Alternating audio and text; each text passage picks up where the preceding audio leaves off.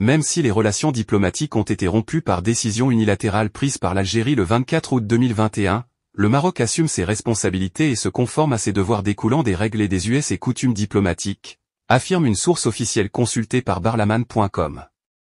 L'Algérie, qui a condamné, le 17 mars via son agence de presse ce qu'elle a appelé le projet de confiscation des prémices de l'ambassade de l'État algérien au Maroc, décrit comme une violation inqualifiable, met en avant des détails approximatifs et inexacts. Selon une source diplomatique officielle marocaine, interrogée par barlaman.com. Les allégations, que notre source qualifie d'infondées, omettent certains faits. Les locaux de la chancellerie et de la résidence de l'ancienne ambassade d'Algérie à Rabat ne sont concernés par aucune procédure d'expropriation, a-t-on précisé.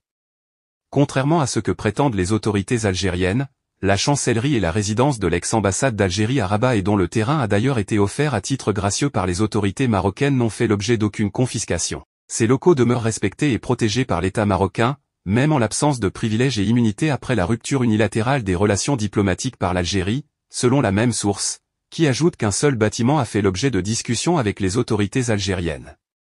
Il s'agit d'un local non utilisé, attenant immédiatement au siège du ministère des Affaires étrangères.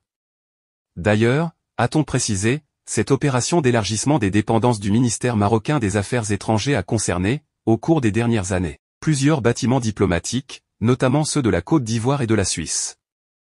Les autorités algériennes ont été, depuis plus de 2 ans, étroitement associées et dûment informées en amont et à toutes les étapes, en pleine transparence.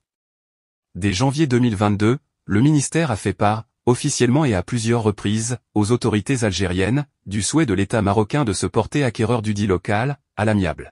Le consul général algérien reçu 5 fois par les autorités marocaines. Dans la foulée, le consul général d'Algérie à Casablanca a été reçu au ministère, à ce sujet, pas moins de 4 fois.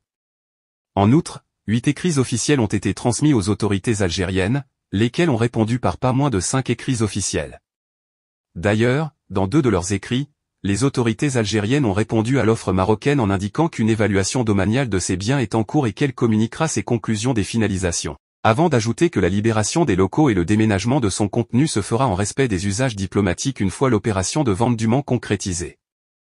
Dans un autre écrit, les autorités algériennes ont, également, informé par écrit, qu'elles ont décidé d'engager une procédure d'expropriation pour cause d'utilité publique de certaines propriétés de la zone près du Palais du Peuple, pour cause d'utilité publique, et par conséquent de reprendre possession de la résidence de l'ambassadeur de la mission marocaine, souligne notre source. Contrairement aux approximations contenues dans le communiqué du ministère algérien des Affaires étrangères, le Maroc assume pleinement ses responsabilités et obligations découlant de la Convention de Vienne de 1961 sur les relations diplomatiques.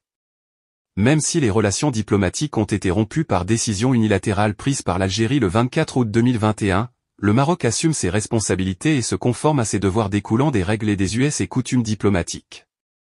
De ce fait, les propriétés de l'État algérien qui n'accueillent plus de locaux diplomatiques ou consulaires et ne jouissent plus des privilèges et immunités prévus par le droit international, demeurent respectées et protégées par la loi marocaine, dans les conditions générales applicables au droit de la propriété au Maroc, fait valoir notre source. Le Maroc n'a jamais été dans une logique d'escalade ou de provocation. Le royaume a toujours œuvré pour préserver une relation de bon voisinage entre les 2 pays et de fraternité entre les 2 peuples. C'est dans ce contexte que la procédure concernant le local en question est au point mort, a-t-on conclu.